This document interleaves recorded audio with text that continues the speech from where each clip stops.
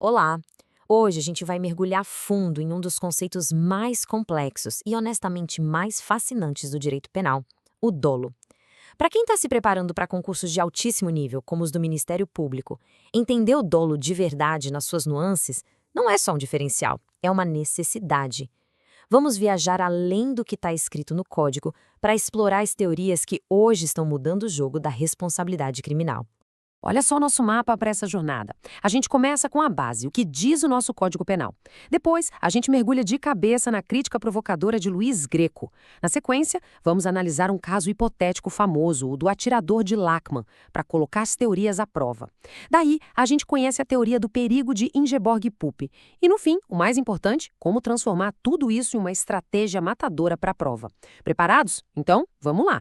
Bom, todo o grande debate começa pelo começo. Para entender as teorias mais modernas e por que elas existem, a gente primeiro precisa ter o pé firme no que a nossa lei estabelece. Esse é o nosso ponto de partida. Tá aí, artigo 18. Essa definição é a espinha dorsal de tudo. A primeira parte, quis o resultado, é o que dá base para a famosa teoria da vontade, o dolo direto. A segunda parte, assumiu o risco de produzi-lo, fundamenta a teoria do consentimento, que a gente conhece bem como dolo eventual. É o clássico que todo mundo aprende na faculdade.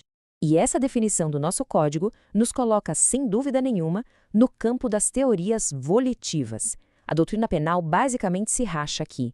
De um lado, as teorias volitivas, que exigem dois elementos: o conhecimento dos fatos, que é o elemento cognitivo, e a vontade de agir, o elemento volitivo. Do outro lado, as teorias cognitivas, que dizem, olha, basta o conhecimento. O nosso código tradicionalmente exige a vontade, e é exatamente essa exigência que os pensadores modernos vão colocar em xeque. E agora a gente avança para uma das teses mais comentadas e influentes do direito penal hoje em dia, a do jurista brasileiro Luiz Greco. Ele propõe uma releitura, olha, uma releitura radical do que a gente entende por dolo. Essa citação do Greco já diz tudo sobre a mentalidade dele, né? Ele não está jogando a lei fora. Pelo contrário, ele usa a lei como um trampolim. Ele nos desafia a pensar o que realmente justifica que a punição por um crime doloso seja tão mais pesada que a de um crime culposo. E aqui está o pulo do gato da teoria dele. Para o Greco, a pergunta crucial não é o que se passava na cabeça do agente, o que ele queria, mas sim o agente tinha controle sobre o que estava acontecendo? O foco sai da mente, da psique e vai para a ação. O que importa de verdade é o chamado domínio do fato, a capacidade de controlar o desenrolar dos acontecimentos. E o Greco justifica essa ideia com dois pilares bem fortes. O primeiro, que ele chama de deontológico, é quase uma questão de princípio. Quem tem o domínio de uma situação de risco e mesmo assim segue em frente, simplesmente tem uma responsabilidade maior. Ponto. O segundo pilar, o consequencialista, olha para o efeito prático. A sociedade precisa punir mais severamente quem controla o risco para desestimular todo mundo a fazer o mesmo. Certo, a teoria parece boa no papel, mas é na prática, nos casos difíceis, que ela se prova. Vamos agora analisar um caso hipotético super famoso que basicamente encurrala a teoria tradicional da vontade. Imagina a cena: dois fazendeiros, numa festa, resolvem fazer uma aposta daquelas de tudo ou nada. Um deles, que é um atirador de elite, tem um desafio: atirar e arrancar o chapéu da cabeça de uma garota que está a 20 metros. Se ele acertar só o chapéu, leva toda a fortuna do amigo. Agora, se errar o alvo, ou pior, acertar a garota, ele perde tudo o que tem. Ele respira fundo, atira e a tragédia acontece. O tiro atinge e mata a menina. E aí que o nó aperta. Pensem comigo. Dá para dizer que o atirador queria aquele resultado? De jeito nenhum. A vontade dele era justamente o oposto. Matar a menina significava a ruína financeira dele. Se a gente aplicar a teoria da vontade ao pé da letra, a conclusão seria: não houve dolo. Mas isso parece correto? Parece justo? É exatamente aqui que a teoria do Greco brilha. Para ele, o que o atirador queria ou deixava de querer é irrelevante. O que importa é, ele tinha domínio sobre a situação. Ele escolheu conscientemente realizar uma ação de risco absurdo. Ele controlava o risco e, por isso, sim, ele agiu com dolo. A falta de vontade não apaga o dolo quando o domínio do fato está presente. Mas o debate não para por aí. Vamos avançar e ver como outra gigante do direito penal alemão, Ingeborg Puppe, leva essa discussão para outro patamar.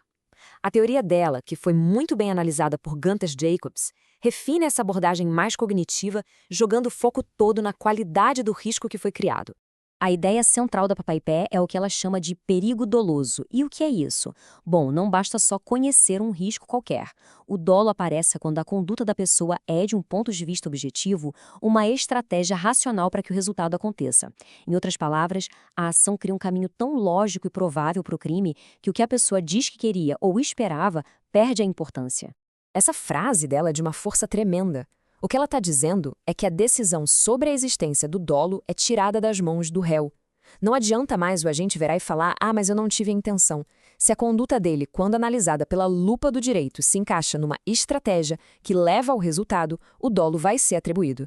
É o que chamamos de uma atribuição normativa e não uma confissão psicológica. Então, a teoria da PUP muda completamente a pergunta que a gente tem que fazer.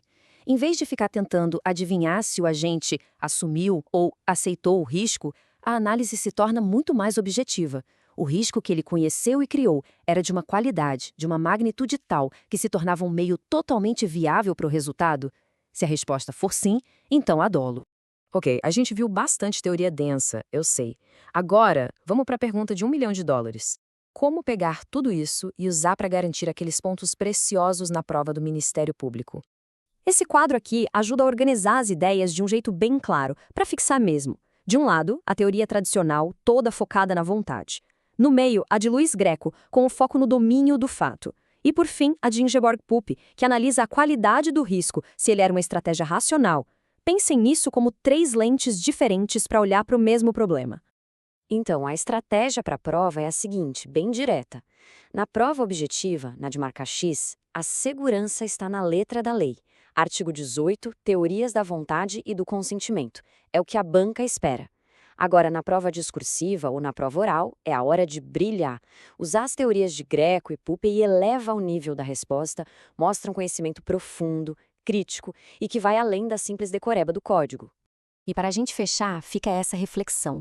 Essa mudança de um conceito psicológico para um conceito normativo de dolo é, talvez, uma das maiores reviravoltas do direito penal moderno.